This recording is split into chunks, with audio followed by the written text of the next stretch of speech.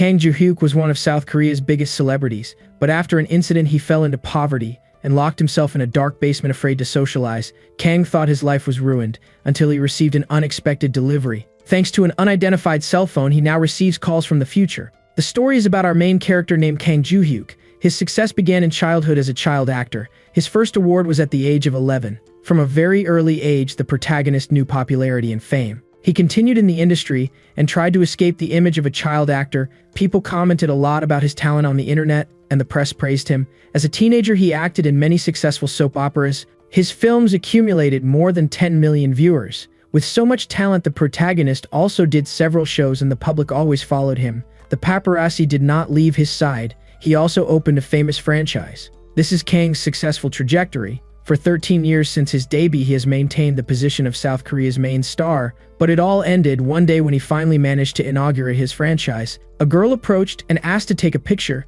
Kang accepted without thinking twice. Years later, the protagonist would say that was the day he was thrown away. The scene changes to the current moment in Kang's life. He is sitting on the floor of the dark room watching. On television, the journalist talks about the fallen national actor named Kang Joo-hyuk who disappeared. He couldn't take this matter anymore and turned off the TV. It's been a while since he entered this room and hid from the public eye. More precisely, about 5 years have passed since the steakhouse incident. The light did not enter the house and the protagonist lost track of time. He did not know if it was night or day. The news said that he disappeared because he was living a good and rich life. These headlines could not be more wrong. Kang has lost everything and now lives in poverty. He doesn't focus on television and wonders how it ended up like this. To better understand, the scene changes to the past when the protagonist was accused of fraud. Reporters lined up to understand the situation of the national star, then asked if he admits to the accusations of stock manipulation. One of the journalists asks if he has nothing to say about the Joo-hyuk barbecue franchisees being suffering huge losses.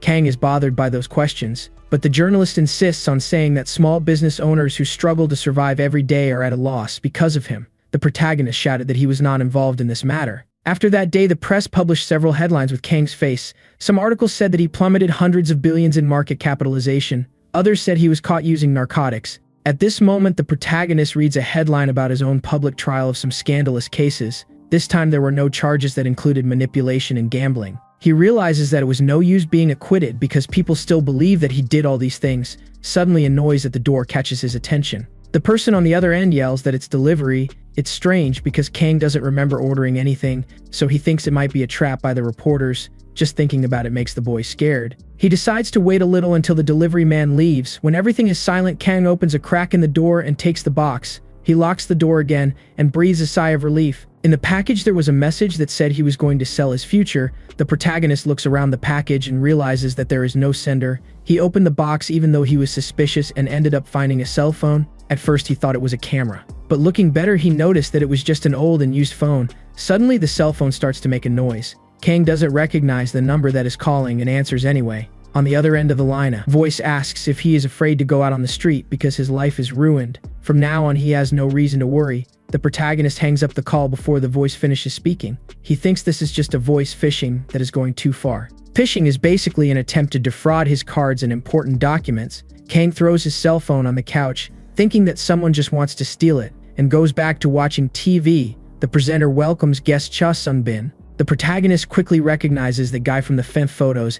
At that moment, the television puts the number for people to send their affections to the actor. Kang realizes that it is the same number he just called. Suddenly, the strange phone rings again with the same number. The protagonist looks scared. The number also keeps appearing on television, and below there are some messages saying that you can't miss the opportunity to call. Kang accepts the call, and the voice on the other end calls him by name, then says that he needs to take advantage of the opportunity. The protagonist is surprised to hear his name. The voice promises a chance to change his life with a 7-day free service, then asks to press 1 if he wants to keep listening or 2 to reject. The protagonist is sure this is another one of those voice phishing scams. He decides to keep listening to what kind of madness the scammers are going to say. The voice thanks him for signing up for the free service and tells him to enjoy it for 7 days from now. The future time setting will be set by them during the free service period. The protagonist must use this time to change his life through a special experience.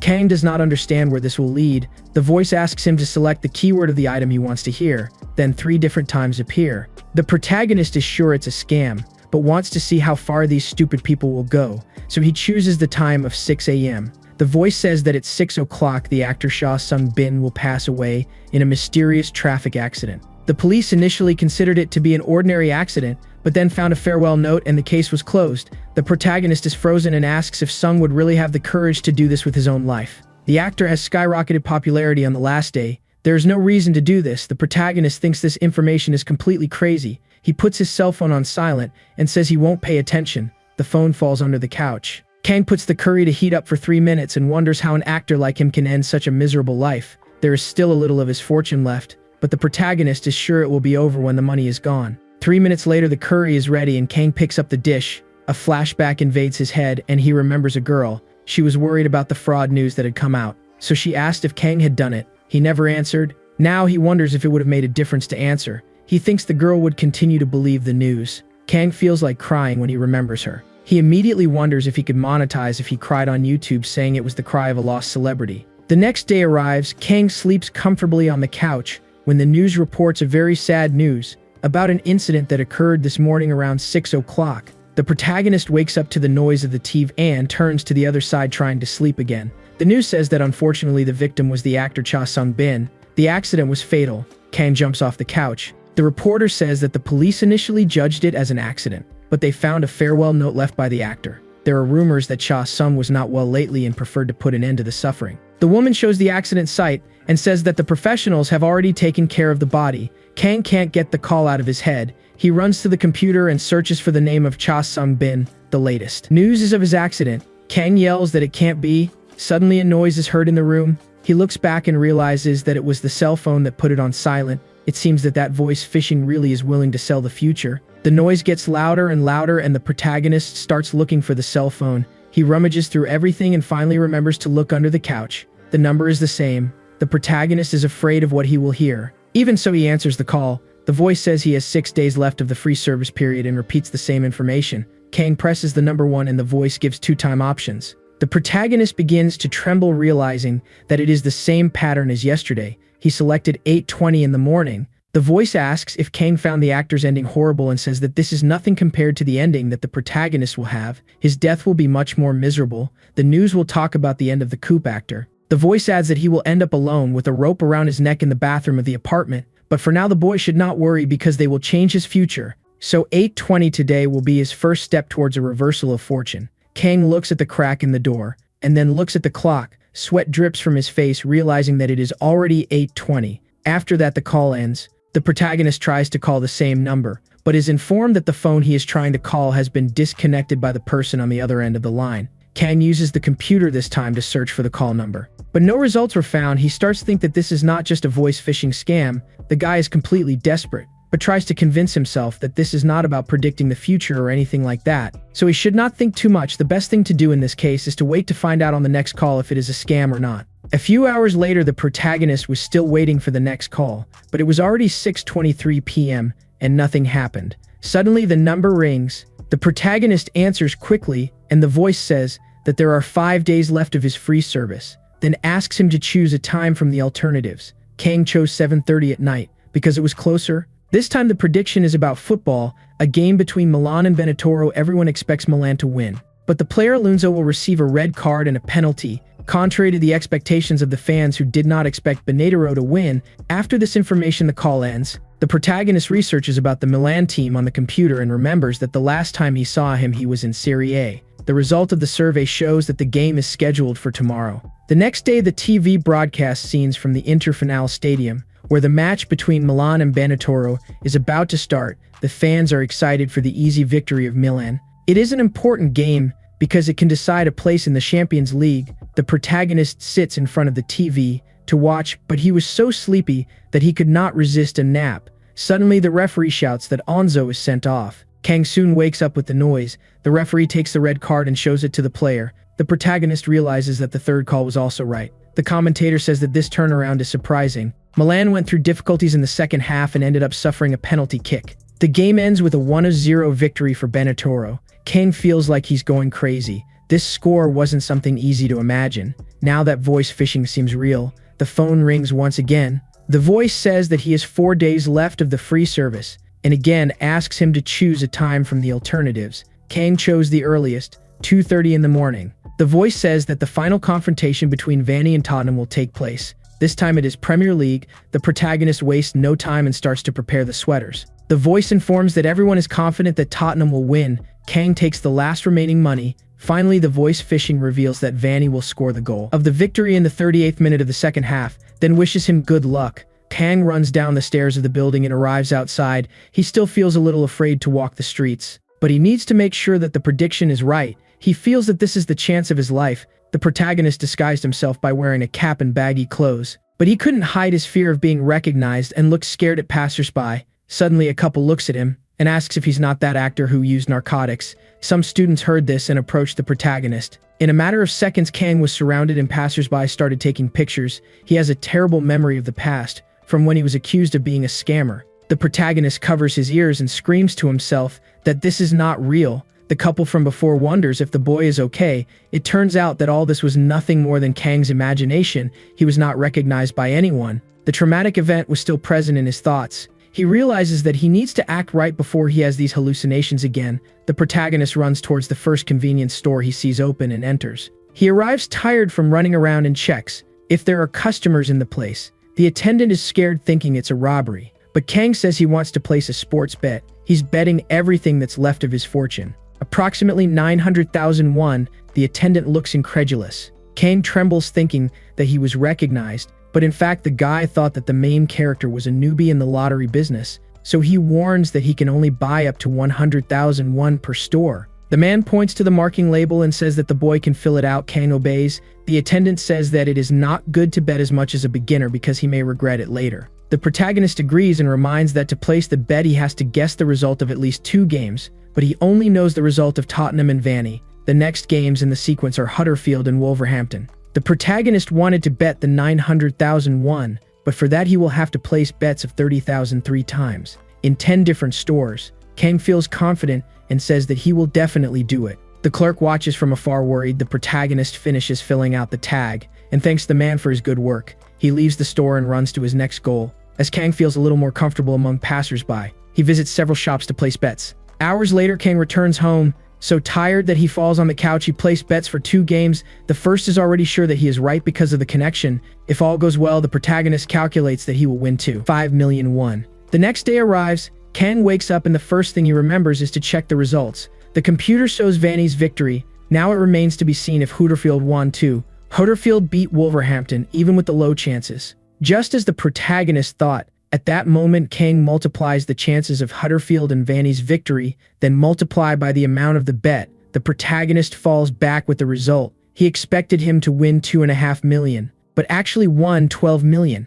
After this news, the boy ran to the bathroom. He washed his face to make sure it wasn't a dream. Kang feels for the first time in 5 years that it was worth leaving home. Suddenly, the mysterious phone rings in the living room, and he is forced to run out of the bathroom. The protagonist stumbles over everything that is in the way. He reaches for the phone, and the voice says that there are 3 days left. Kang is quick and chooses the time 7 at night among the alternatives. The protagonist already checks that the next game is between Jeju Eunice and John Buck, but he doesn't want to spend money because today is Saturday. The bank doesn't work to withdraw money. Suddenly, he finds himself thinking about the first prediction, about the death of actor Sha Sung-bin, and it makes him feel bad. At that moment, the voice says that he made a great choice, because 7:40 the lottery draw will take place. Kang smiles, imagining the eternal reign of money, providing the numbers would be enough to transform his life. The protagonist doesn't feel safe to leave the house again, but he finally understands what this voice fishing is trying to do. He wants to force the protagonist to go out and face his fears.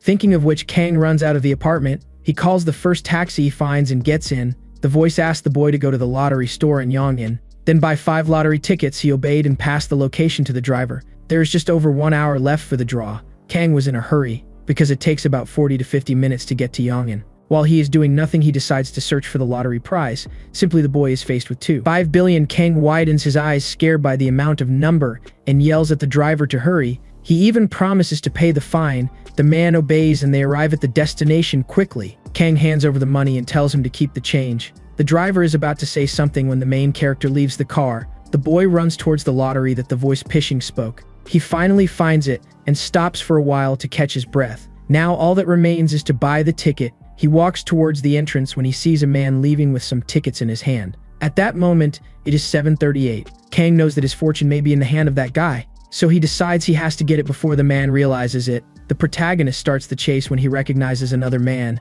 named Kim Jin-gu. Kang turns his attention to the guy with the tickets. Suddenly, a strong wind knocks one of the tickets out of the man's pocket. The protagonist sees this as divine help. He yells that he has to get it before Jin-gu. Kang stretches out his hand. At that moment, a light comes on in his direction. The light has been closed and the protagonist has not noticed. The huge truck manages to slow down and the driver starts cursing. He angrily asks if Kang is planning to ruin someone's life. The man with glasses approaches asking if everything is okay. The protagonist can only think about his ticket and is happy when he realizes that no one took it. He runs towards the ticket and then leaves. Kang to rest in an alley and asks if this experience of almost being run over is also part of the future. He looks at the numbers on the ticket and says that now he can bet. A while later, the protagonist returns home. He was sure he could bet more if he hadn't spent the change on the taxi. At least he bought 3 tickets that should give 7.56 billion in return. The protagonist takes the phone and scans the QR code. In the same second, according to the lottery website, congratulates him for winning the prize in second place. Kang was sure he would come first. He asked scared if his choice to take that ticket changed the future. If his decision really changed the future, it means that there are other possibilities. The call said that Jin-gu would help him in the lottery. But that didn't happen because the man was distracted by his accident. In addition, the protagonist didn't buy on time and bought 2 more tickets to guarantee the victory. Finally, Kang returned the original lottery to the owner. This may have changed the prediction of the future. Anyway, the boy is not sad because he won second place and will be able to claim the prize on Monday. A few days pass and Kang goes to the bank. The attendant asks for a moment and takes his card with her. Kang decided to change the SIM card and install the digital one to improve security. At that moment, the television presents the new national star. Kang looks towards the TV and sees something familiar. The presenter welcomes Hyan and says he hopes he will join the Fengency. The protagonist recognizes this name because Hyan had excellent management and helped him at the time of the franchise. He had a strong reputation for strict self-management. Now Kang wonders why Hyan would go to Fenf, which doesn't even have a clean image. At that moment, the woman returns and hands over her issued passbook and card. Kang looks at the tray and sees 2 candies. The attendant says that she doesn't believe it's him. The protagonist immediately notices that he has been recognized. The woman says that she is happy to see him well because she is a big fan. The protagonist tries to hide his face while she says that she is very excited to find her idol. The woman says that it was very difficult when that problem arose, but now she is happy to see that he looks fine. Kang asks if she doesn't remember seeing his face on all the news for having committed all kinds of crimes. The woman replies that she knows he didn't do it. It was confirmed that he was innocent, and even so the media still crucified him. A subtle smile appears on the protagonist's face. He thought he would never find someone who believed him. But thinking about it, there must be other people who know of his innocence. But he doesn't because he built walls and ignored any support.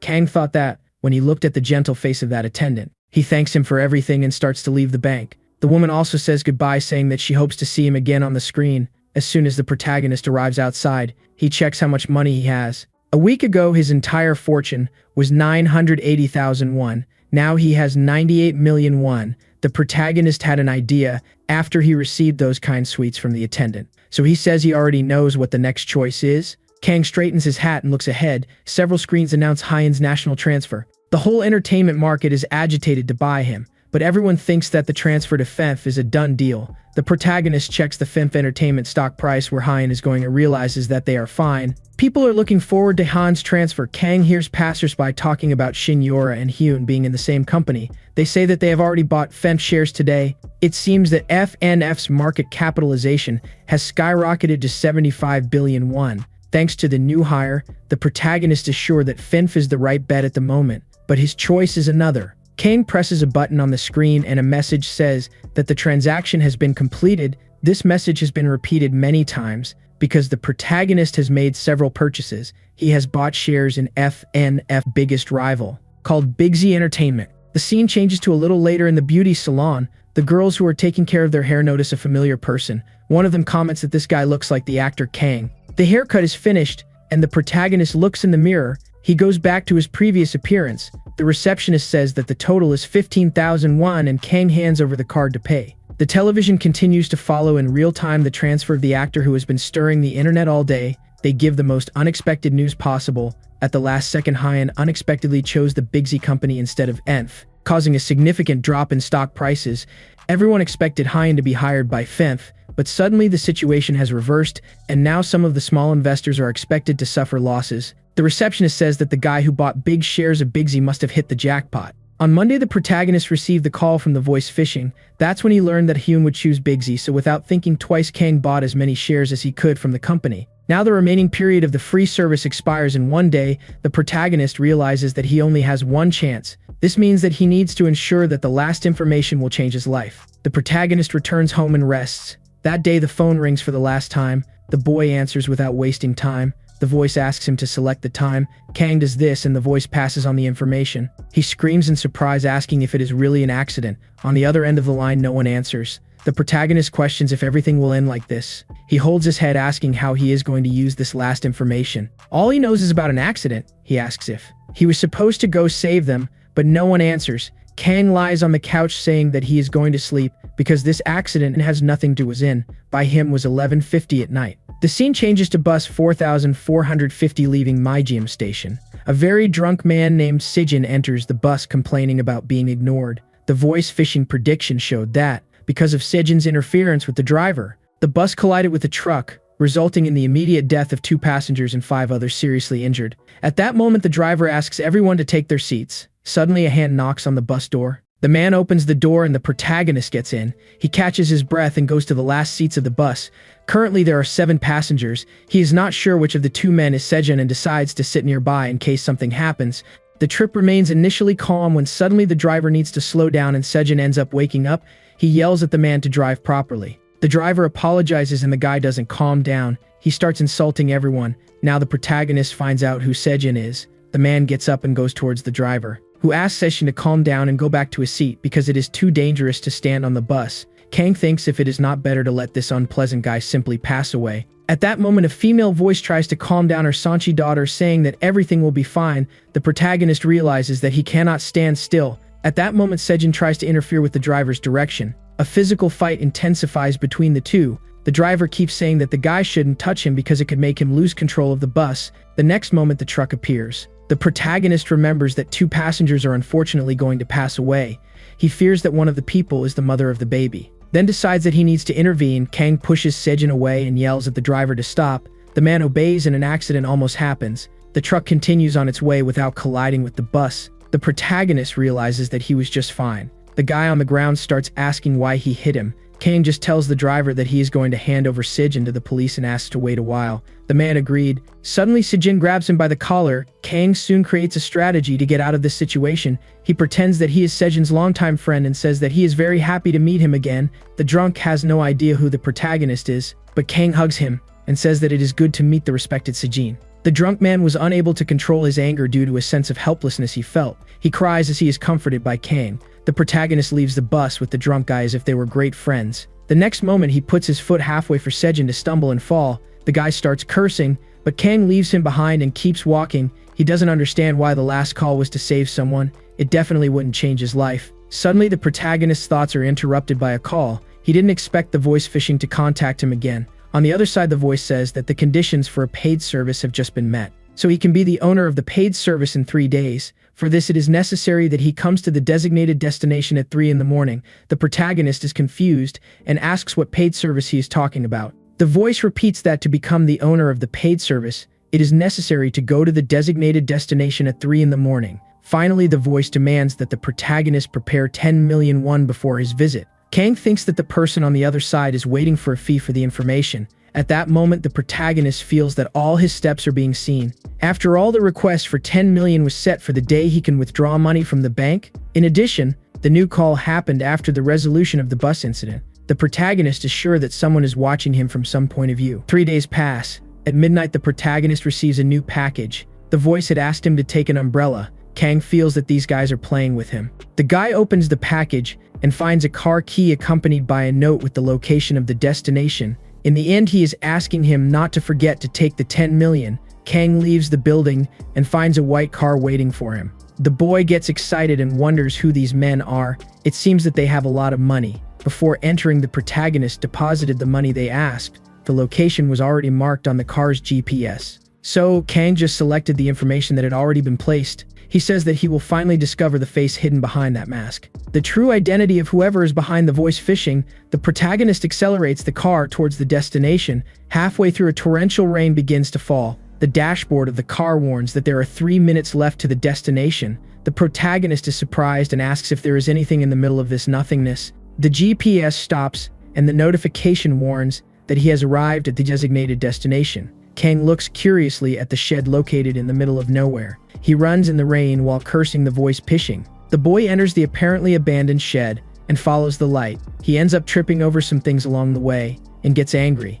then gets up and goes up to the second floor. But he hears a noise as soon as he goes up the stairs. Kang can't help but feel afraid. He looks around asking who is there. The protagonist finds a piece of wood and decides to take it with him in case something unexpected happens. He continues up the stairs and enters a room. Suddenly his eyes fall on a delivery box that is on the table. The protagonist leaves the wooden bat behind and opens the package. Now he has won another cell phone and a new ticket. The note says that Kang has become the bronze owner of the paid service. The service starts from the moment he receives the phone. In addition, that white car that brought him here is a gift for him. The protagonist asks what a bronze owner is. Suddenly the new phone rings and Kang gets scared. He says it would be easier if he texted. The boy answers, and on the other end of the line the voice says that he will be able to access the paid bronze service 30 times. The protagonist is shocked. He doesn't have time to understand better why the voice tells him to choose a time. This time they have 2 alternatives that are not usual times. Kang wants to test what this means and chooses option 900. The new information is about a murder movie.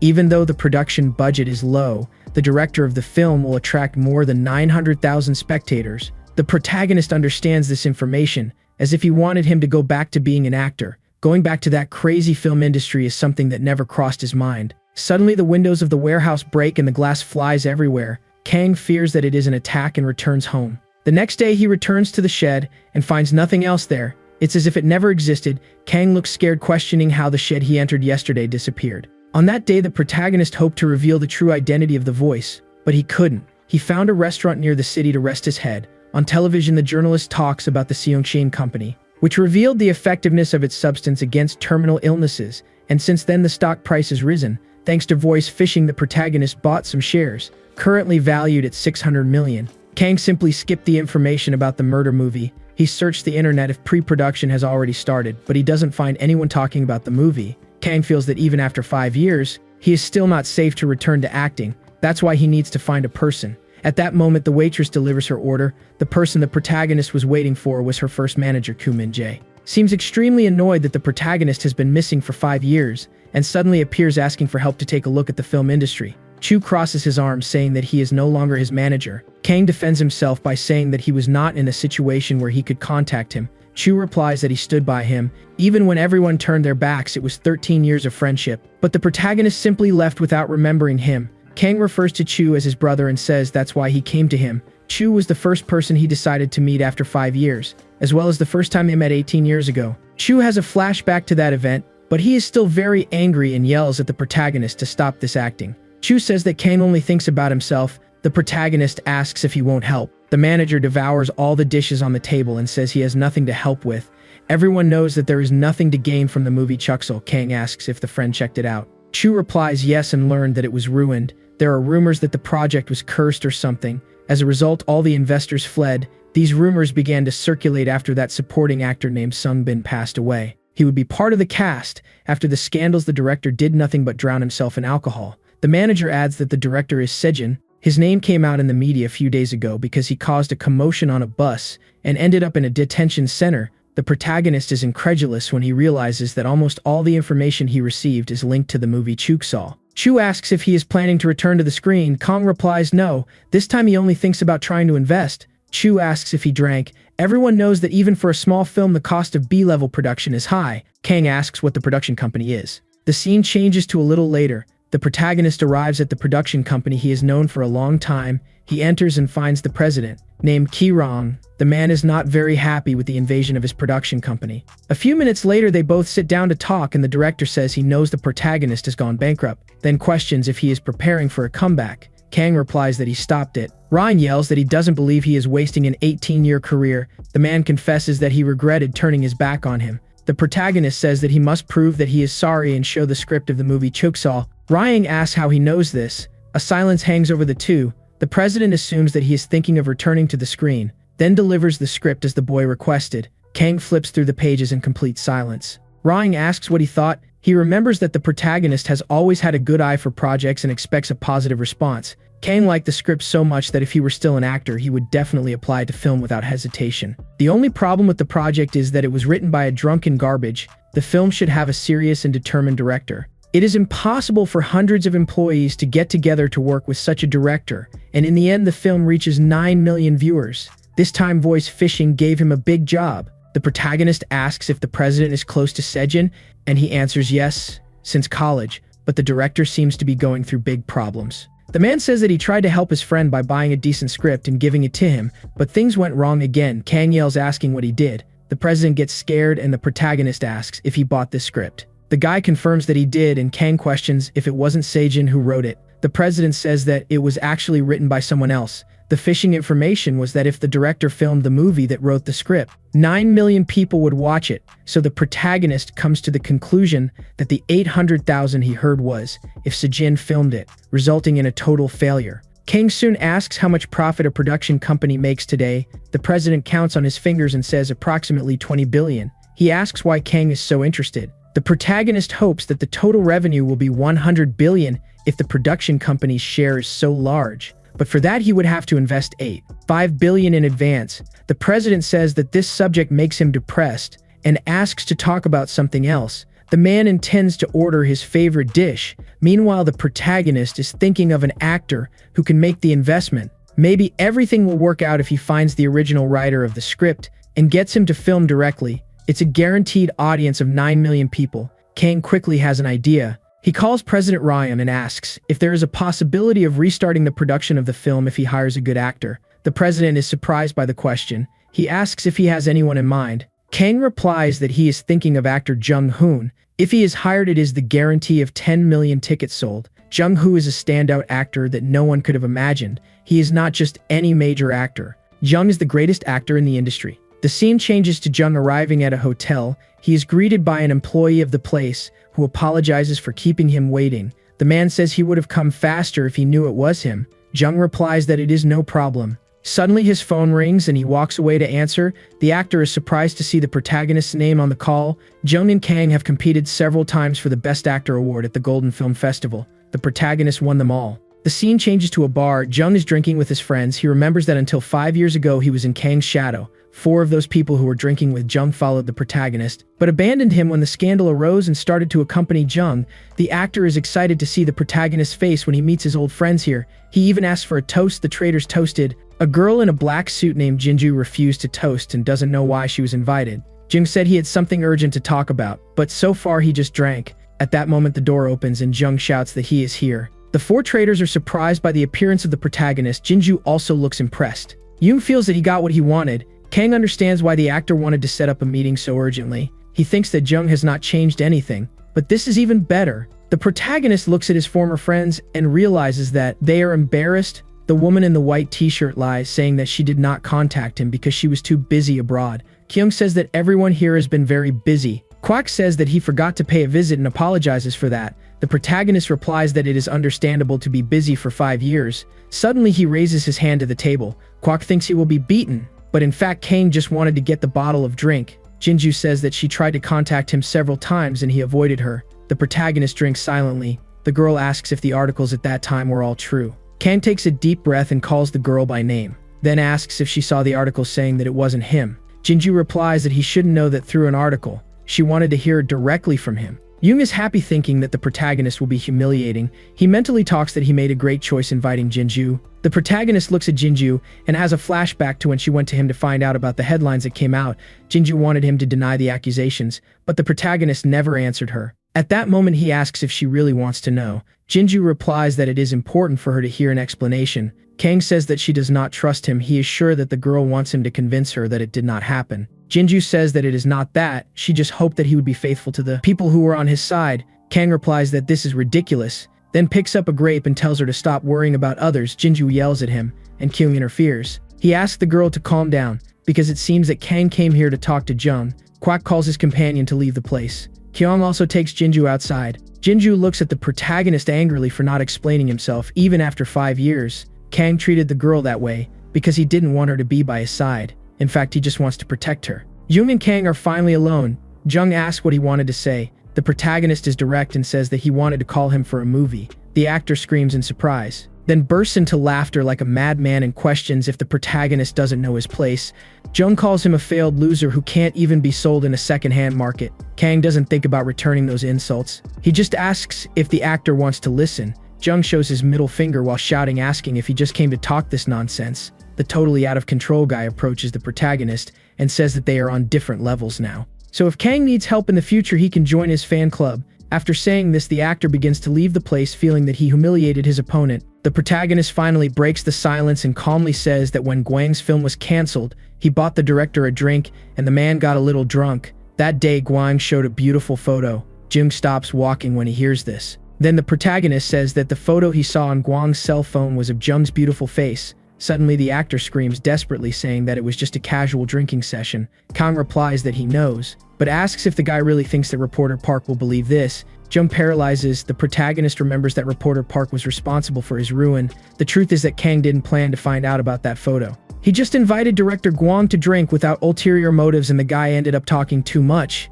He showed a photo, but the protagonist was also drunk and the image seemed blurry, so he initially thought he was hallucinating, but then he realized that he wasn't. At that moment, Jung shouts angrily, asking what he's thinking. For some reason, the protagonist feels his body say that the guy in the photo is himself. Jung keeps asking what he wants, and the protagonist puts the script on the table. He mentions the movie again. Jung surprises himself, asking if he is really talking about a movie, and confesses that he thought it was a threat. Kang replies that it is a movie and a threat, but promises that he will deliver the photo he has of the actor if he makes this movie. Jung starts laughing and asks if the protagonist thinks he would fall for it. The actor was right, because it really is a bluff. The person in the photo in question is Kang, but the protagonist did not give up the idea of threatening Jung as if the photo was of the actor. The protagonist intended to shake Jung's mind with the suspicion that somewhere in this world there is an incriminating photo of him. The anxiety that something personal could leak at any moment will definitely disturb his mind. The protagonist was right. Jung starts screaming that this photo does not exist and questions if he thinks people will believe such a rumor.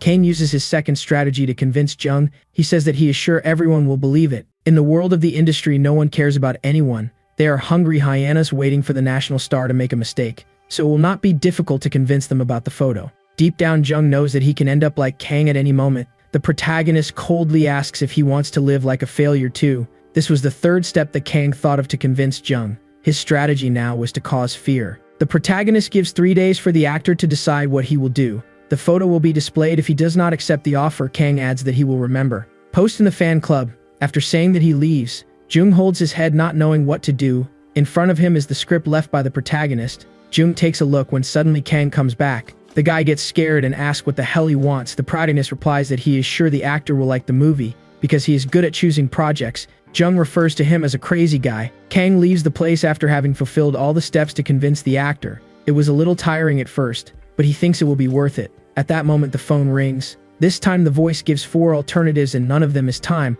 The protagonist selects the word wine. The voice says that the lead actress Jinju will be involved in an illegal narcotics scandal. Kang widens his eyes in fright. The next day he thinks about how he will free Jinju from the charges. According to the voice pitching, the police will receive a complaint from the owner of the party venue in Gangnam. There were many celebrities at the party, but only the wine that Jinju drank had illegal substantials. The test proved that it had hallucinogenic components, causing a huge social uproar. The protagonist spent all night researching Jinju's name and looking for something related to narcotics, but he didn't find anything. At that moment, he sees a website with all the information of the actress and realizes that she is now part of the company Bigsy. The protagonist finds it strange because he remembers that Fenf practically created Jinju since its debut. But for some reason she changed to Bigsy and never spoke the reason. Suddenly a memory invades Kang's head. He remembers that Hein also changed to Bigsy at the last minute and left Fenf. The 3 most well-known actors had scandals when they came between these 2 companies. The protagonist realizes that there is something bad going on because Jinju is the 3rd to leave Fenf and will now be accused of using narcotics. He's sure Jinju would never wear something like that. She fought a lot with him when she found out about his involvement with illegal things. Certainly the accusations were false, but Jinju got angry just thinking about the possibility of his friend wearing something like that. A few minutes later, the scene changes to the protagonist driving. He tells himself that he has to help Jinju. The protagonist thought about the possibility of telling her that he sees the future, but fears being called crazy. If an illegal narcotics scandal happens to Jinju, he will again be mentioned as the prime suspect. The protagonist also wants to save himself from this chaos, First, he decides to find out if the illegal substance was something allowed by Jinju. Kang then drove to the party site in Gangnam. The voice had said that everything would happen in the garden of the residence. The protagonist checks the information and picks up the phone to record the residence. When suddenly someone leaves the party site, he starts filming everything and feels that that man has a familiar face. Suddenly, the guy in the suit opens the trunk and takes a few bottles of wine. At the same time, Kang remembers the phishing information. The positive test for hallucinogenic components was only found in Jinju's wine. At that moment, the security guard feels that he is being watched and turns back. Kang jumps to the side trying to hide. The man doesn't see anyone and goes back to handling the wine bottles. The protagonist raises his cell phone to continue recording. The security guard takes a bag out of the trunk and returns to the residence. Kang manages to see the name of the wine that the man took and remembers something important. The one who reported it was the owner of the party venue, but it seems that he already knew that there would be narcotics in advance, and that's why he reported it to the police. The protagonist believes that this security guard knows something. Now just investigate. A few minutes pass. The security guard comes back to get something he forgot in the car. Kang continues recording. The man gets in the car and drives. The protagonist starts following him because he is not willing to let Jinju face the same accusations as him. A scandal like this is fatal for an actor's career. Even your friends and family doubt you. He fears that the same. It happens to Jinju, so he won't leave things like that. The protagonist says that there shouldn't be another scapegoat like him. At that moment, the security guard who was driving the blue car turns right and parks in front of a building. Kang is surprised when he realizes that it is the building of the Bigsy Entertainment Company. He assumes that that security guard works here and Jinju's agency is supporting it. The security guard enters the building and the protagonist finds everything very suspicious. 1,000 possibilities go through his mind. Suddenly, the security guard's car starts again. Kang waits for the man to leave the building first. After that, the security guard gets into the car and the protagonist follows him again. So far, the man seems to have made 2 stops.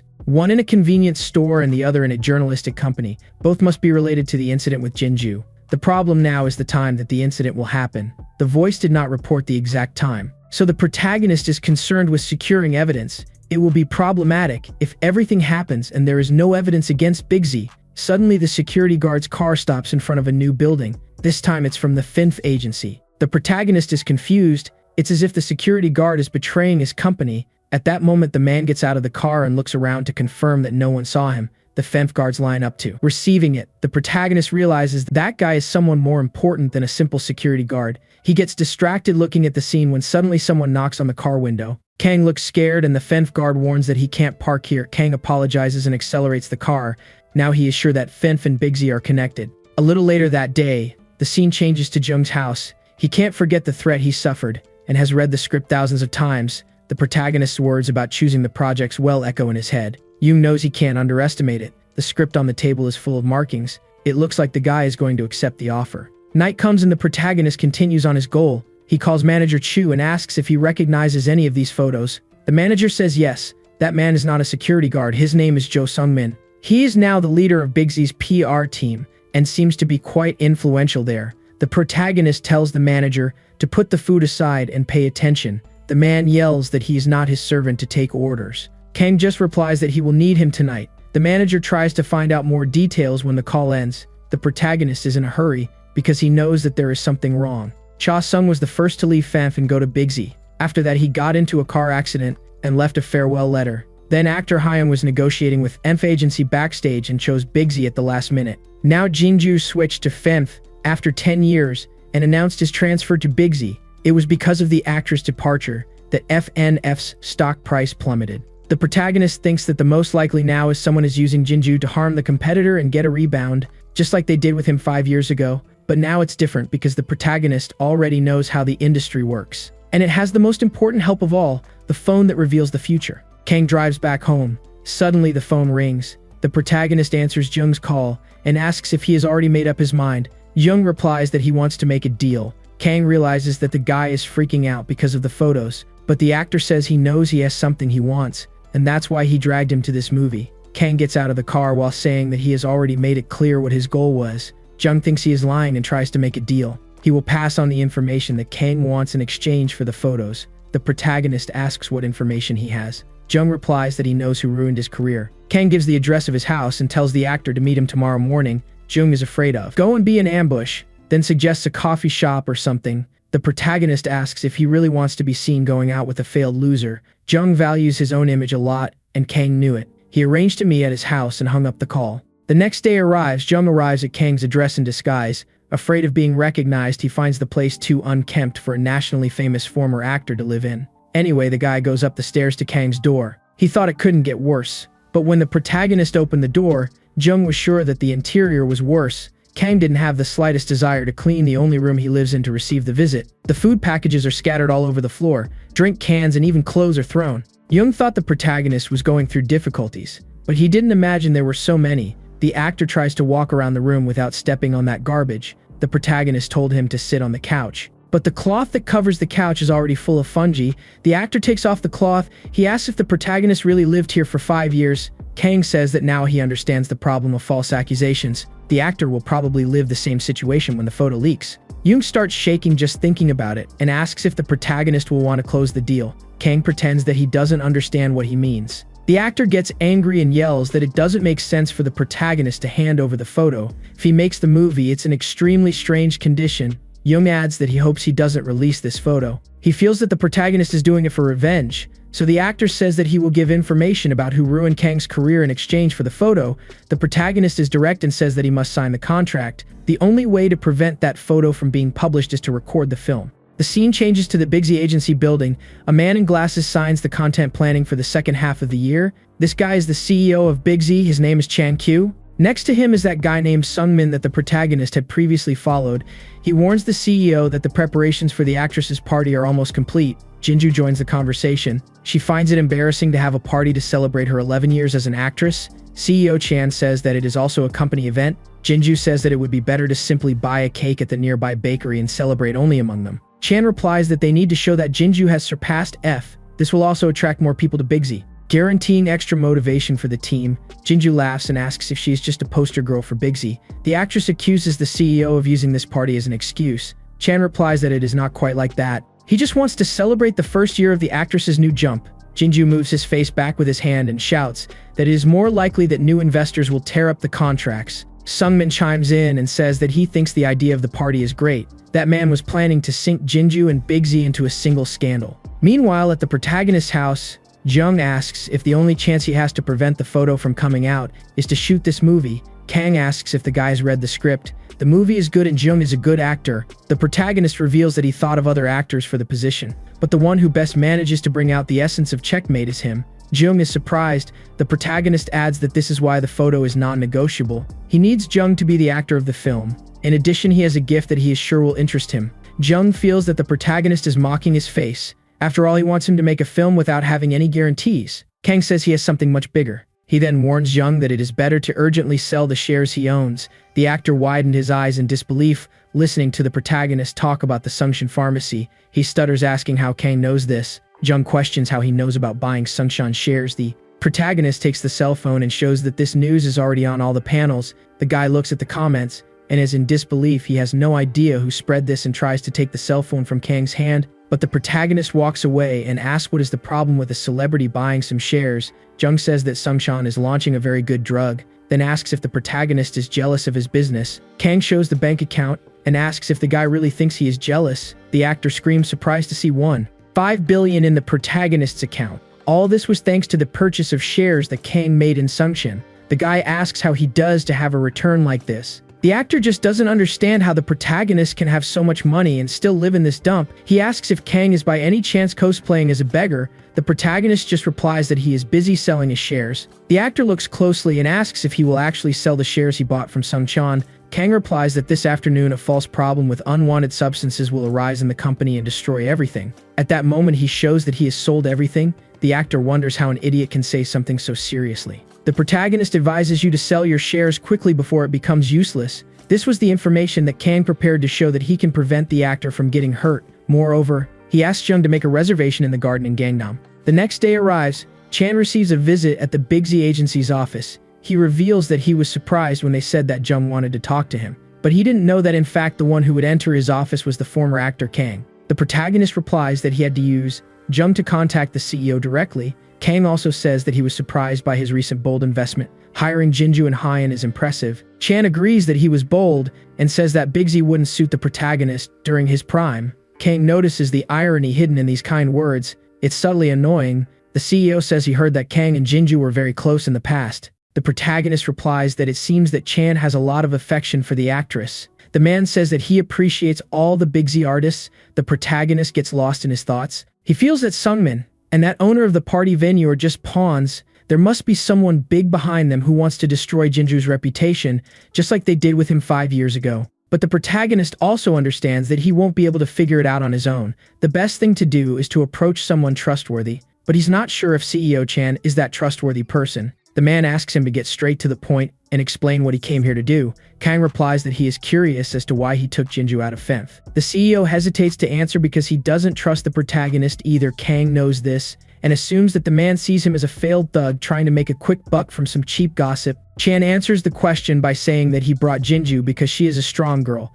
but that he was not knowing how to use his strength properly in Fenf. He realized this when she used all her strength to protect Kang from those accusations. The protagonist understands. The CEO adds that Jinju spent 10 years in that place, and he felt that the burden of helping everyone was weighing on the actress's shoulders. That's why he wanted to give her a new comfortable place to focus only on her work. The protagonist saw sincerity in the CEO's words. He questions if this is all the man has to say. Kang confesses that it is suspicious that Chan brought Jinju to Big Z just because the actress couldn't handle the stress. The CEO says that there is nothing strange about it. The protagonist goes straight to the point and shows a photo, then asks if the man knows this person from the photo. The CEO replies that this is the PR leader named Sungmin. Kang displays several photos of Sung, where the guy took some wines to Jinju's party venue and also visited the Fenf agency building. Sung was specially escorted by the Fenf guards, as if they were old acquaintances. The protagonist claims that Fenf wants to sabotage actress Jinju. There is reliable information that they will try to put hallucinogenic substances in Jinju's wine today.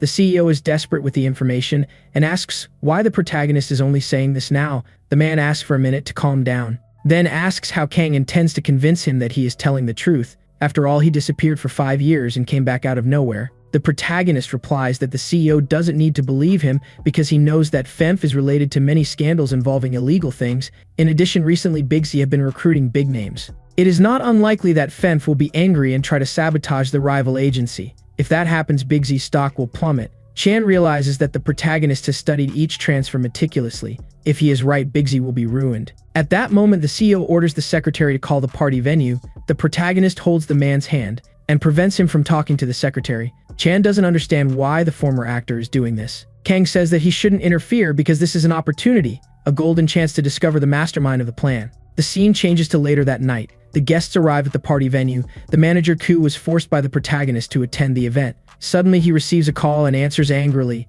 Kang asks if he has arrived and the manager says yes. The protagonist at this moment is accompanied by the CEO. He warns Chu, who has registered him as Jung's guest representative, then he can enter the party venue. Chan hears this and has a doubt in his head. He wonders how the protagonist managed to register a guest for his company's event, and no one notified him. This only proves that someone is not informing the CEO, as he should. At this moment, the protagonist steps on the accelerator and says that it is his turn to hunt. Meanwhile, at the Jinju event, the guests have their drinks and talk to each other. The manager tries to go unnoticed and tells the protagonist that he managed to get into the place.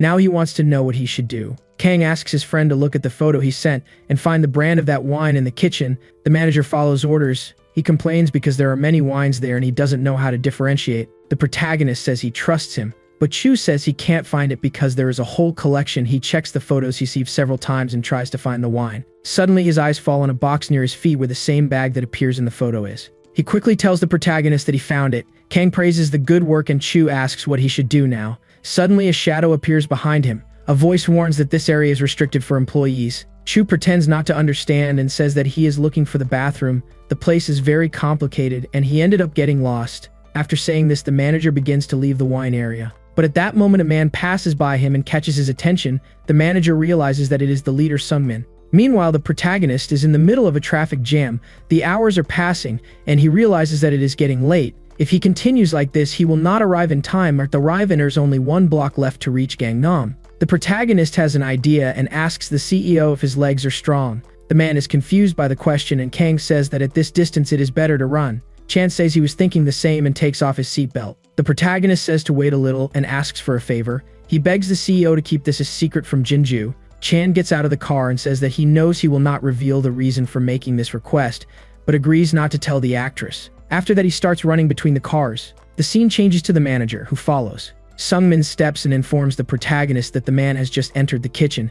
Kang asks his friend to concentrate, that wine in the photo will be served only to Jinju. That means he should stop her from drinking that glass. Chu asks confused why should he stop her from drinking the wine. The protagonist replies that there is no time for explanations. The manager replies that this is very suspicious and says that he just wants to know what's in that wine. Kang says that he needs to interfere anyway, but the man keeps asking the same thing. The protagonist finds no other way out and says that it is narcotics. The manager immediately shuts up. Kang says that Jinju will end up ruined like him. Chu suggests calling the police and the protagonist asks if he remembers the incident 5 years ago at Club G. A person in their group tested positive for narcotics. Kang was eventually acquitted, but just being in the same group as the person involved caused his fall to begin. The difference is that this time illegal substances will be found in the actress's drink and she will have no way out. She will end up like him. The manager is silent listening to this. Suddenly he curses the protagonist as an idiot and says that he is doing it wrong. Chu asks if Kang has he ever thought of him as family. The protagonist does not understand the reason for this question.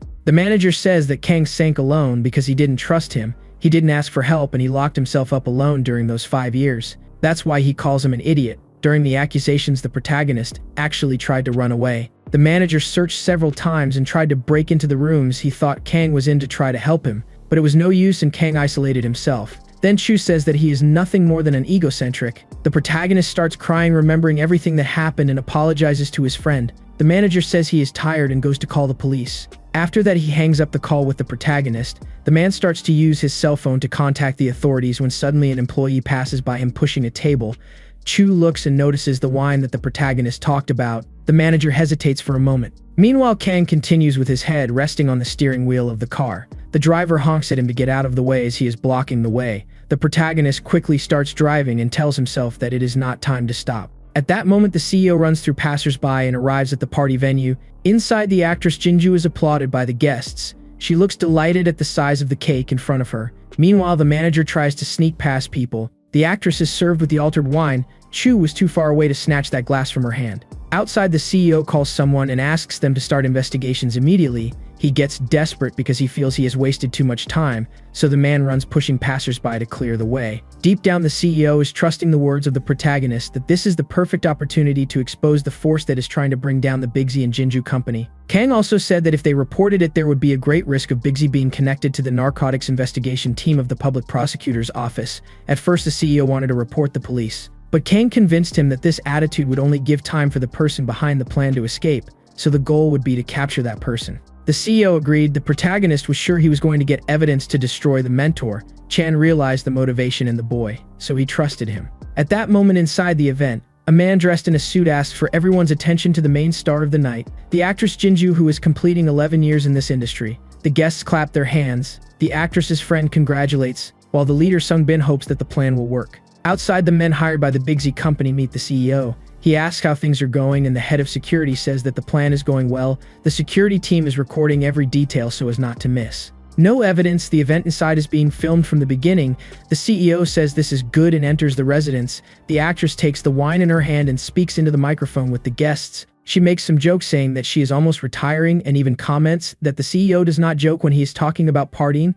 The actress continues to say a few words about her career and about the Bigsy company. The manager leaves the audience. The CEO and the team invade the residence towards the main hall. The actress finishes her speech and says she will toast. Chu stops walking and turns her attention to the girl. The police who were called in advance also arrive at the scene and prepare to enter. At that moment, the manager is about to run to snatch the glass of wine from the actress's hand, but he is stopped by a hand that touches his shoulder and says that he is surprised at seeing him here. Jinju and the guests get ready to drink the wine. The manager runs towards her without thinking twice. He slams his hand on the glass and knocks everything over. People look at it without understanding what happened. Someone asks if it was an accident. Sungmin gets angry trying to understand who messed up the plan. Jinju is surprised to see Chu. He tries to divert attention from what he just did and says that it's been a long time since they saw each other. At that moment, Bigsy's security finally catches up with the girl. The boss advises the actress to accompany them now. She looks at the CEO without understanding anything and he says he'll tell the reason later. But now she has to go. The CEO takes the microphone from the actress's hand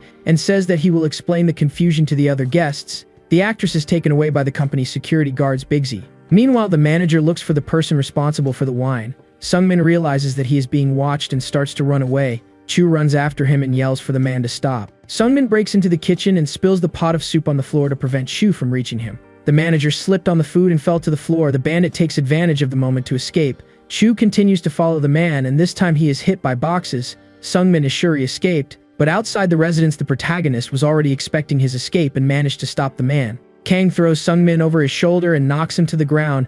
Chu is surprised by the unexpected attack. He laughs and says that he was wondering when the protagonist was going to appear. Kang replies that he came to accompany his manager. Minutes later, the police begin to handcuff those involved in the plan to ruin the Big Z company and the actress Jinju. Chu touches the protagonist's shoulder and says that this time it worked, then asks what he will do now. Kang replies that maybe movies. The man screams in surprise, asking if he is thinking of returning to the acting industry. The protagonist confirms and says that he is thinking of getting back together with his brother. Chu asks what he means. Meanwhile, the actress Jinju is sitting in a van, wondering what happened. Suddenly, she looks out the window and notices the protagonist. The next day arrives and the scene changes to the Big Z agency building. The CEO watched on television the Seoul Central District Prosecutor's Office announce that some people have been charged with violating the narcotics control law. One person stated that it was an individual crime.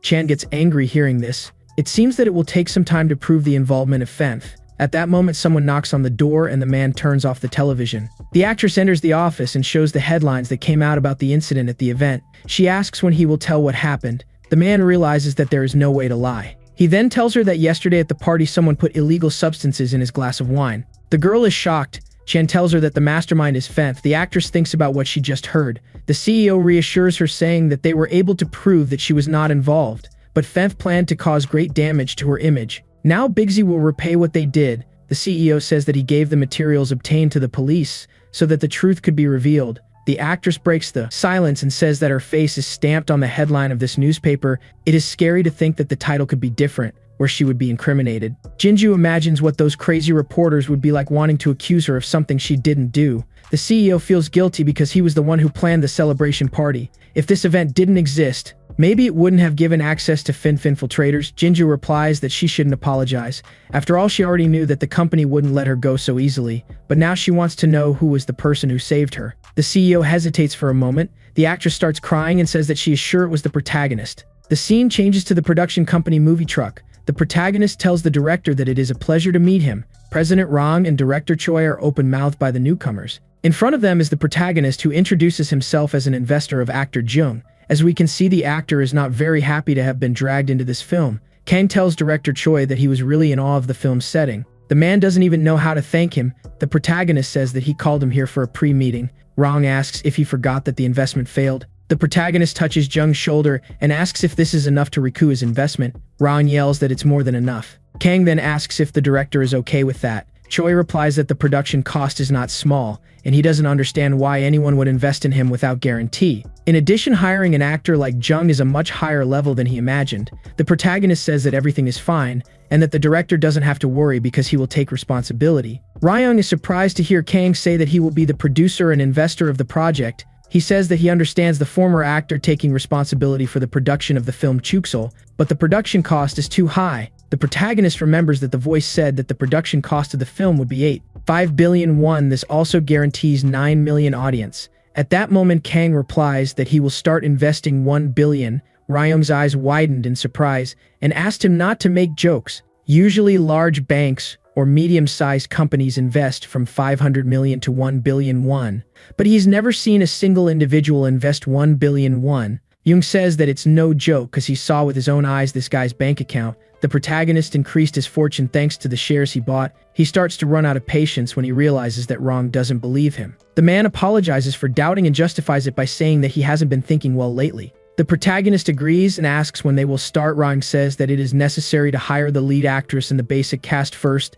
They can proceed with the crew and the detailed scheduling after the budget is decided. Jung mockingly says that he is sure that the lead actresses of this project are quite significant. Everyone is silent. The protagonist realizes that he forgot to look for an actress and is annoyed by this. The four think together of someone for the position of lead actress. Meanwhile, a woman climbs the stairs of the building. Jung suggests calling the actress Hyunju. The protagonist replies no, because the girl is about to start a drama.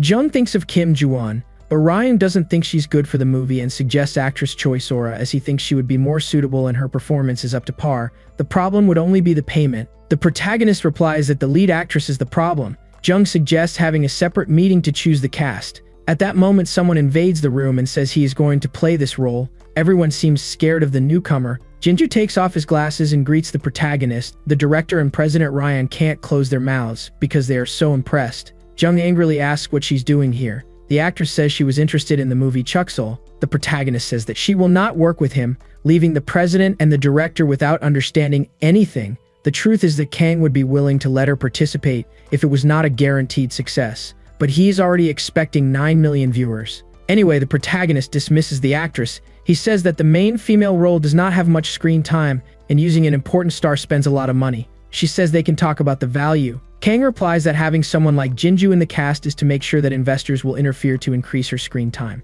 The actress says she can take a supporting role and put a clause in the contract to ensure that screen time is not affected. The protagonist didn't expect her to go so far for a role. Ryan is looking forward to working with a star like Jinju. The actress asks the protagonist if he has any problems. Ryan responds for Kang, saying that there is no problem at all. The protagonist really didn't want Jinju in the cast, but he couldn't do anything because there are other investors who would do anything to have the actress on the team. Jung can't stand the meeting anymore. After that day, the Chucksul film production began to move quickly. Jung and Jinju signed the contracts. Jung's fees were 700 million won and Jinju's fees were 100 million. Ryan was in charge of hiring the film director, while the protagonist was still worried about Jinju and she realized it. After the contracts were signed, the production cost allocation began. The company's film truck budget was 8 billion with an additional 2 billion for marketing. It is likely that costs will increase during the process, but for now the protagonist is confident that he will get 9 million viewers with a production cost of 8 billion. A few days later, director Choi completed the script revisions.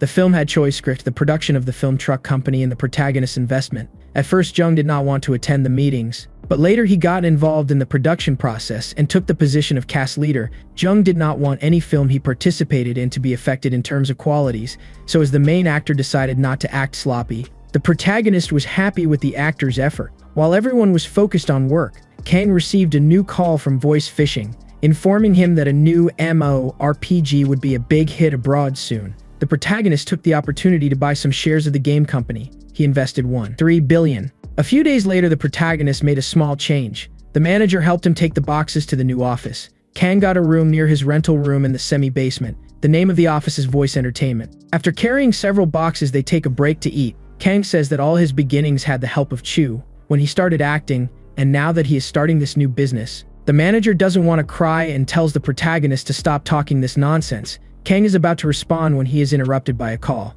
He answers, and on the other end of the line, the president says that something incredible happened. Everyone is crazy to invest in the movie, and he has already managed to schedule 5 meetings. The protagonist is happy. Ryan then gives the biggest news. One of the 3 largest national investment distribution companies wants to invest in them, the famous MV. The protagonist asks, surprised, if MV doesn't just make films by renowned directors. The director says that is exactly why the protagonist should prepare for this meeting. Chu listens to a little of the conversation and is happy that MV wants to invest in the project. Kang imagines that for a film with a guaranteed audience of 9 million audiences, now with the help of MV, it can even reach 15 million viewers. A little later that day, Kang and Ryan greet MV representatives, the first man being the head of the marketing team called Sungu. The second man is the head of the business division named Kim. Kim seems excited to close the deal with the movie truck. The protagonist notices a third man who hasn't come forward so far. This guy is a veteran actor named Hong. At that moment, Kim praises the synopsis and the actors, saying that the whole set of the movie are amazing. He says that he was happy when he realized that the actors were Jung and Jinju, so he makes some suggestions to use Kang's image as well. Director Ryan asks if they think this will work. Sungu replies that there is nothing that cannot be affected with the right marketing. The MV will have to endure some damage if the audience does not like Kang's appearance. At that moment, Hong starts coughing. It's a signal for Sungu to stop talking. President Ryan notices that the protagonist is not very comfortable. Hong goes back to drinking his coffee as if nothing had happened. Kim tries to draw attention to herself and says that complicated things can wait. Now it's better to focus on the investment. MV was interested in the production plan and casting supporting roles for secondary roles. Ryan already had all the answers prepared. The protagonist knows that when MV talks about investment, they will start to think they are part of the production and will try to influence the film to their liking. Kang was right and created a strategy to prevent investors from overstepping the limits. That's why he asked President Ryan to avoid some answers. For now, everything was under control, but the protagonist was bothered by one thing. MV so far hasn't said a word to him. It was as if Kang wasn't there. He was totally ignored. Suddenly, Hong coughs once again and Sungu understands what he should do. He writes some notes on the paper and gives it to President Rong. Kim said that he had previously said that he was a little greedy, so he thought better that MV could ease the burden of the president and cover the entire investment of the film. So MV win to invest 7 billion. Ryong asks if MV wants to invest alone. On the other hand, Kang has the feeling that they are doing this because of Hong. At that moment, Ryong tries to escape the answer and says that he will analyze the proposal positively. Kim interrupts him and says that maybe the president did not understand. He is not asking for an evaluation of his proposal. MV is already prepared to invest. The protagonist notices the man's threatening tone and feels that they are trying to intimidate the film truck production company into selling the project. Kim said that originally MV was thinking of investing in director Bong's new film that won the grand prize at the film festival last year, but changed her mind after seeing Chuxel. Ryong is surprised and asks if MV really changed director Bong for them. Kang thinks this is a big joke. It's easier that MV was rejected by Hong because he didn't accept Hong's participation in the project. Probably MV wants to invest in something with low production cost and with protagonist as an investor, because it has more chances of going wrong since Kang has suffered several accusations. The protagonist believes that this way they plan to use him as a scapegoat for something. Kim says that if director Ryan doesn't want to close a deal, they will be forced to work with Bong. The guy laughs, saying that maybe it's not good for the big Bong and the director of Chuxal to face each other. Kang realizes that that guy doesn't leave the threatening tone of voice aside. Probably if the film truck production company refuses, Miva will block the screens of the distribution network. The protagonist remembers something and asks if director Choi didn't work with Bong. Ryan replies that he did. Choi worked as an assistant director for 7 years. Kang finally understands what MV is trying to do. They must have even prepared a headline commenting on the clash between Bong and Choi. It's very smart for a company to plan to fill the news with articles about the rivalry between master and disciple, probably. Aiming to shake Choi's mental health, refusing the MV's offer is practically accepting that the Chuxel will be ruined. The protagonist tells himself that he can't be dragged into this. At that moment, Kim asks Ryan to answer his proposal. Kang interrupts him and says he has a question. Kim and Sungu look surprised when the protagonist asks what Hong is doing here. Sungu makes up an excuse saying that he had to bring the actor because it was almost lunchtime. Kang hates the answer, so he is direct and asks if Hong is affiliated with MV. No one answers. The protagonist laughs and comes to the conclusion that the actor wants to clean up his image after driving drunk and having his career ruined. Kim tries to say that this is not it, but Kang replies that he knows that Hong ran over 2 people after driving totally out of his mind. The first victim unfortunately did not resist and the other was in serious condition. Now Hong is trying to use the film to rebuild the bad reputation. Hong laughs and says that this is impressive. He hoped that someone like Kang would try to understand him since he was in a similar situation. The protagonist replies that they are not on the same side. His accusations were rumors, but Hong really committed a crime. An awkward silence hangs over them. Suddenly, Sungu slams his hand on the table, saying that the protagonist is going too far with an old man. Hong also gets up from the table and says he's leaving. Kang questions if he didn't come here to have a meal. The retired actor gets angry and curses the protagonist as a brat.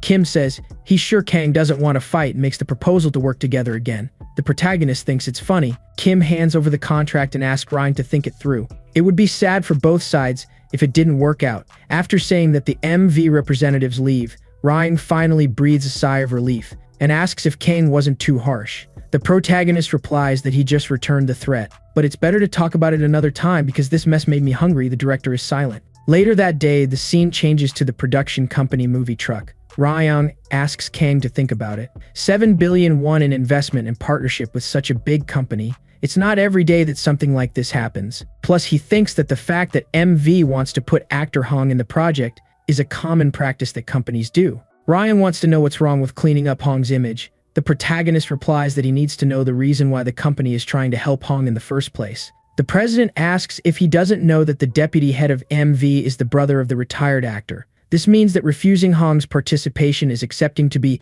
MV's rival. The protagonist is silent. Ryan takes a deep breath and says that this is frustrating. At that moment, Kang's phone rings and he says he needs to go. The president tries to stop him in vain. The protagonist distances himself, knowing that no one will hear and answers the call. On the other end of the line, the voice reveals that he brought information of another scandal, this time about a case of harassment in the entertainment industry. The revelation is from a rookie actress. She revealed that she was physically harassed by veteran actor Hong for 3 years during her intern days. This revelation will lead to the exposure of the crimes of many other famous veteran actors. The protagonist is surprised, because he didn't think Hong was so trash like that. 30 minutes later, the protagonist returns to the office. Rong scolds him for leaving him here waiting to answer a call on the phone. Kang interrupts him and says that it might be better to sign a contract with MV's rival, the VIP company. The protagonist says he will send a proposal to VIP and accept the investment for only 10%. Ryong asks if he is crazy. 10% is too little for the production of the film. Kang uses the serious tone of voice to say that a scandal about actor Hong will break out soon,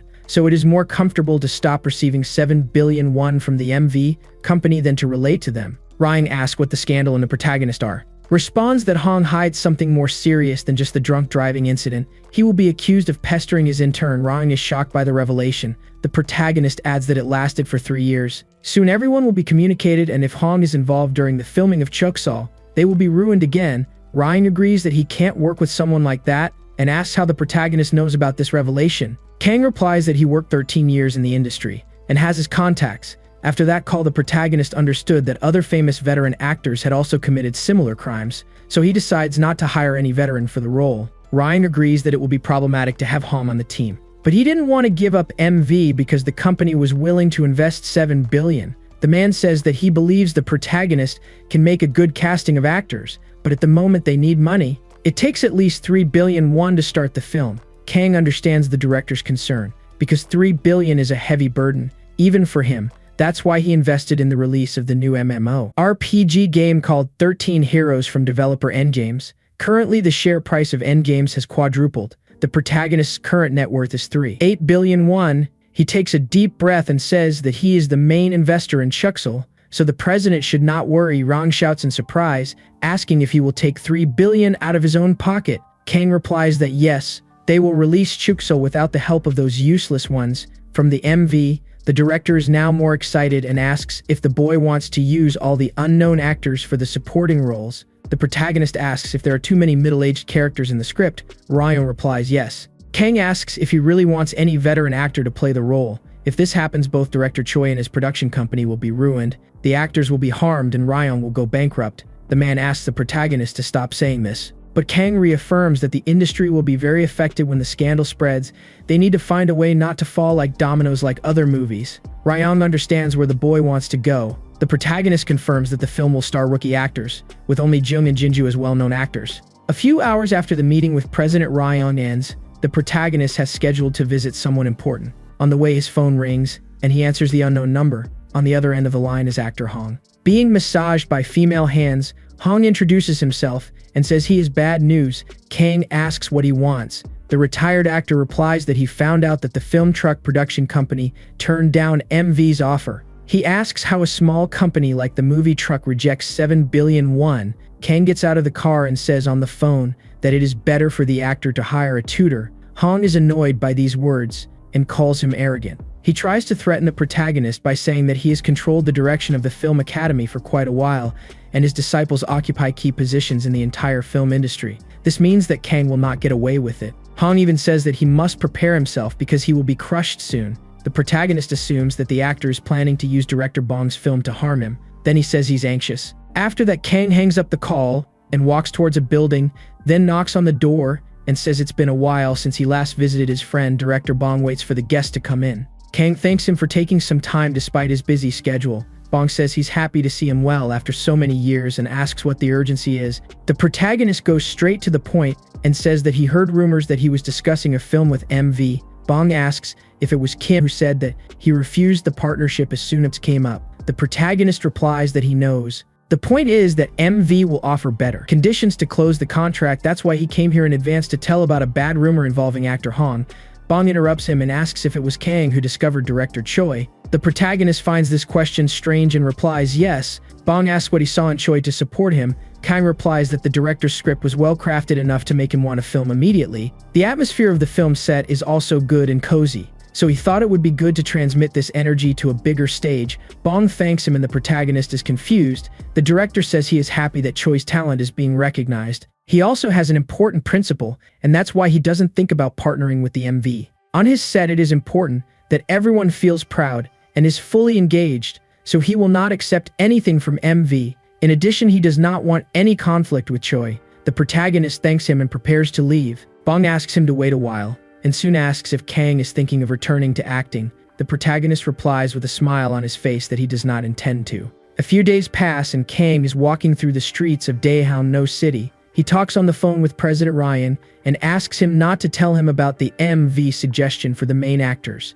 He needs Jung and Jinju to focus only on the script. In addition, the protagonist is thinking of fixing some things in the script. Ryan is surprised. The protagonist didn't realize before because he was always in the main role, but now he wants to give the complete script to everyone, from the secondary roles to the entire cast, without partial scripts. The protagonist says that the entire cast should be proud of the work together. Ryan says that this is very good and warns that today, the leader Jung will be on the set. Suddenly, the protagonist stops listening to the director, because his attention is directed to a man who appears in front of him. The man signals that the small theater is free. Kang thanks him and accompanies him. The protagonist traveled a few days between the neighboring cities because he wanted completely new actors, instead of renowned veterans. That's why he visited some theaters where the actors performed small performances. Kang sat in the chair and carefully watched each actor perform. He expected actors with good breathing, emotion, and delivery of lines. Among the actors, he found some people boldly in front of various employees and cameras. Kang was happy to find so much talent in the theatrical scene. In a few days, the protagonist offered auditions for 20 people.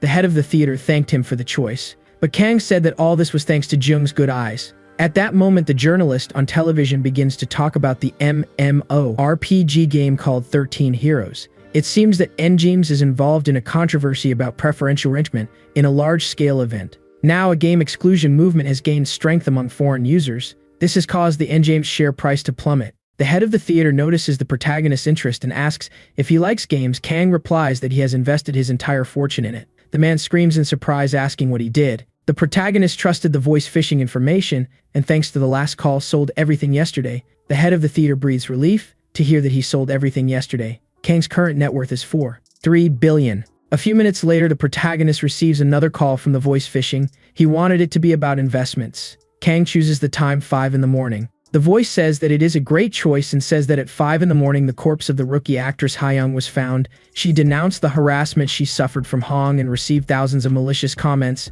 and threatening calls. Hyung's mental and physical state deteriorated to such an extent that normal life became unbearable. The protagonist is surprised when he realizes that it was Hyung who denounced Hong. At that moment, Kang remembers that the voice did not give any information saying that Hong would be ruined. This can only mean that someone wants to cover up the revelation of an unknown and powerless rookie, making it seem like the murder was the victim's own choice. The protagonist decides that he will not let it happen because Hong will continue to make victims if he remains in the industry. In addition, the actor's next declared target is Kang. At the end of the night, the protagonist returns home and tries to gather his thoughts.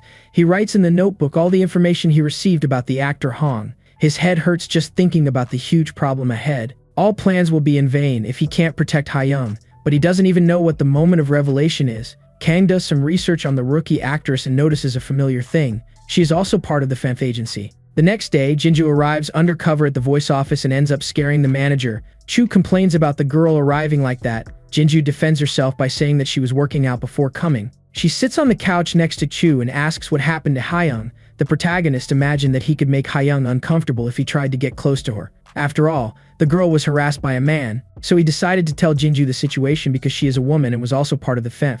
The protagonist is straightforward and tells what happened. Jinju clenches his fist and starts cursing Hong. The words need to be censored. The girl feels guilty for not having noticed anything. Hyung dreamed of being an actress from a very young age. The circumstances were difficult, and she worked part-time while balancing her participation in the drama club. The girl stood her ground, even when her mother passed away before the premiere. She only managed to gain recognition when Hong noticed her. Jinju starts screaming that he is a disgusting old man. The protagonist says that they should bury that guy in the film industry, but Jinju thinks that this is too little. Kang says that they should know what Hyung's own will is. Jinju asks if he is saying that he wants to meet the actress. The scene changes to a while later. Kang talks outside the voice office with Chu. The manager asks how the wine investigation is going. The protagonist replies that he is receiving some reports, but nothing has been confirmed so far. The manager asks what he will do if the actress Hyung does not want to talk. It must be difficult for her to talk about something like this. The protagonist remembers that the voice said that the revelation will be made hastily by the actress. The problem now is to find out in advance the extreme decision.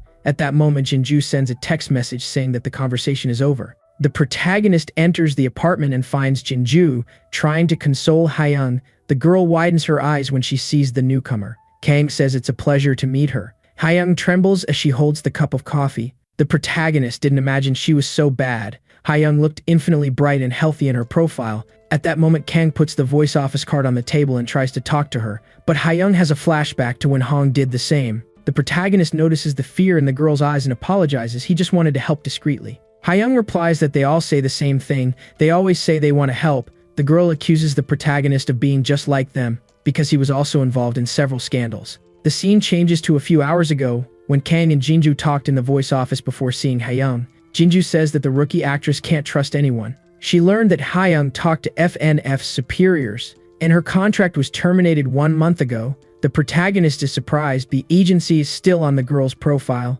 Jinju replies that this is because it hasn't been updated yet. M found out about what Hong did and covered it up. At that moment, the protagonist finally finds the cause of the extreme decision. It turns out that MV, FNF, and even the media will ignore and consider Hayoung a shameless woman. Even though the actress was victim, they intend to erase their revelation without leaving a trace. They will probably manipulate public opinion too, just like they did with Kang 5 years ago. The protagonist tells himself that he can't let this continue. The scene goes back to the present moment. Jinju says that the girl can't accuse the protagonist of something that the media invented 5 years ago. Suddenly, Kang enters the conversation and says that he is that person. In this industry, if someone like Hong has you as a target, then it's easy to turn him into the person they want and stamp the headlines with his face. The audience will side with Hong and the big industry. Kang says he understands that Hayoung doesn't trust him, but maybe he can trust the future. The protagonist takes a coin out of his pocket and asks her to let him ask a question. If it comes up heads, if it comes up tails, he will reveal a past of his that no one knows. The protagonist asks only for a chance and promises not to bother anymore. Hayoung thinks for a few seconds and agrees, but asks him to really leave her alone after that. Kang throws the coin up. The coin spins several times in the air and the two look carefully. The protagonist just wants the opportunity to open Hayoung's heart. At that moment, the coin comes back and Kang catches it in the air. Hayoung looks curiously at the result. The protagonist realizes that he got heads, so he flips the coin before putting it on the table and shows that he gave it tails. Kang says that it is not his lucky day. He picks up the phone to reveal what no one knows. The girl looks scared at a photo of the garbage dump of the protagonist's house. He reveals that he lived in this place with this mess for 5 years and recently thought that maybe there was no reason to stay alive. Hayoung is surprised. The protagonist keeps saying that he thought he had no one to trust and nothing he could do would change that. But when he left home, he realized that there were people waiting for him. 5 years later, the world went on the same way. Only he had stopped. The scoundrels who caused his decline focused on other victims. This made the protagonist have a goal: to overthrow Hong. Hayoung says that this has nothing to do with her.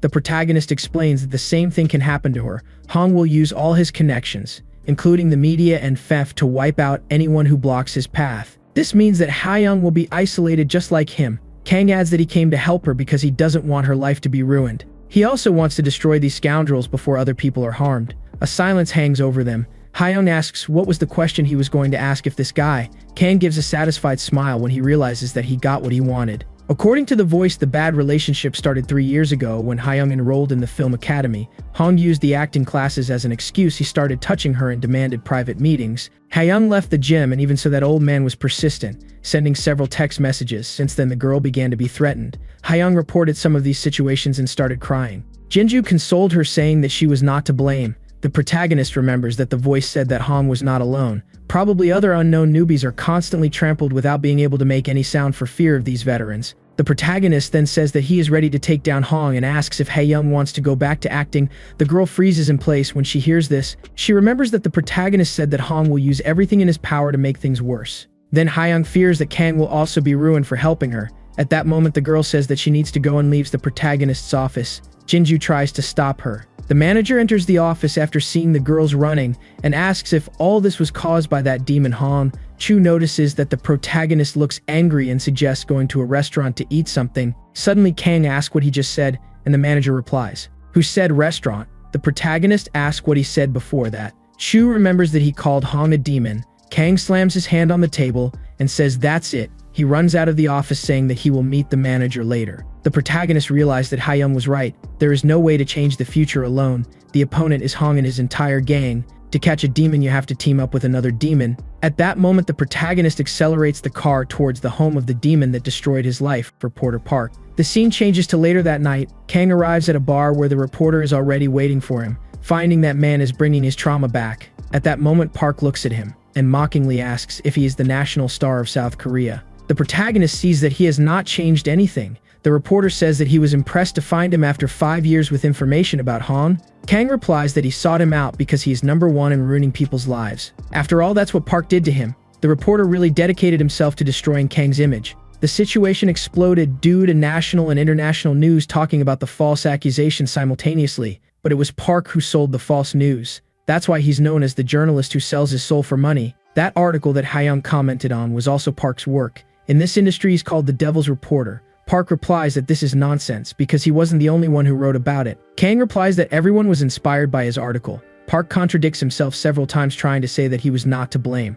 But the protagonist says that he doesn't care about that work garbage. He just wants the reporter to write something so that Hong is no longer seen as human. Park replies that he doesn't want to be the demon who hurts people. Kang says that this time he will be the savior. Then it will briefly explain why it knows that the reporter is good at understanding things. As soon as the Hong bomb falls, it will explode in several places. All the films with problematic actors will be annulled. A dark storm will take over the industry. This is when the reporter will have a chance to do an article that will become sacred ground. Saving children and getting views. His image as a journalist will be cleaned up after that. So the protagonist asks what he thinks. The man takes a sip of the drink. Kang says he counts on him to destroy Hong and will send all the information when the time comes.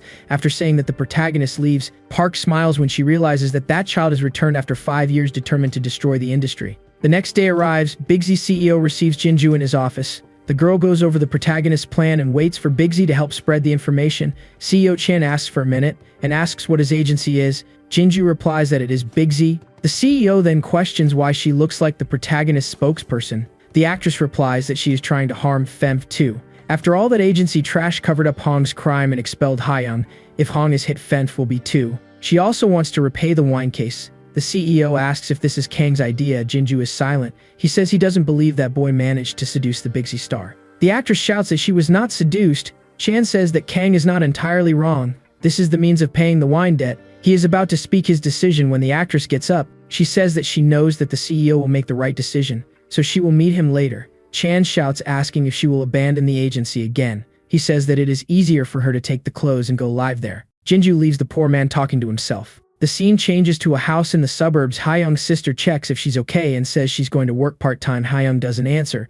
The sister asks if everything is okay. She says she received the money from yesterday's work and can pay the hospital bills. Hyung replies that she's just tired. The sister is a little more relieved hearing this and says that it is to send a text message if something happens. The sister warns her about the dinner that is prepared and remembers that she saw an email from a company, then asks Hyung to respond when she can. After that, the sister leaves and Hyung looks for the food. For now, she thinks she can find other jobs that don't involve being an actress. Hyung feels that she needs to find a job as soon as possible to be able to send her sister to college. The girl starts eating dinner. Suddenly, she remembers the question the protagonist asked about returning to acting. Hyung can't hold back her tears. She cries when she looks at a content certificate from the FINF agency and asks if this is the end of her.